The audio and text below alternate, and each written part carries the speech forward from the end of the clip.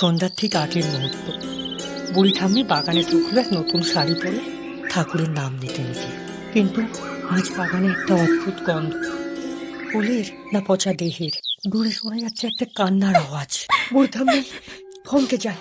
হঠাৎ তার গাছের ডালপালাগুলো নড়তে থাকে, অথচ সেখানে হাওয়া নেই। পিছনে কার যেন হাঁটছে। তিনি জোরে জোরে বলেন, ঠাকুর রক্ষে করো। তখন তখন সেই আওয়াজটা কাছে আসে। আমার ভুল তুই তুলে নিলি বাপ তোকে। একটা পচা মেয়ের মুখ ভেসে ওঠে বাতাসে, চোখ নেই, মুখে পোকা।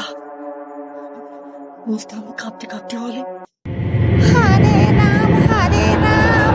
এক ঝলক ঝড় আসে, আলো চমকা, ছায়াটা গলে যায় গাছের ছায়ায়।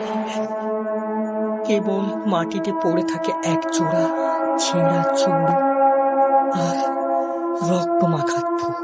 এই বাগানে ফুল ফুটলেও কেউ তোলে না, কারণ যে তুলেছে সে আর বেরেনি।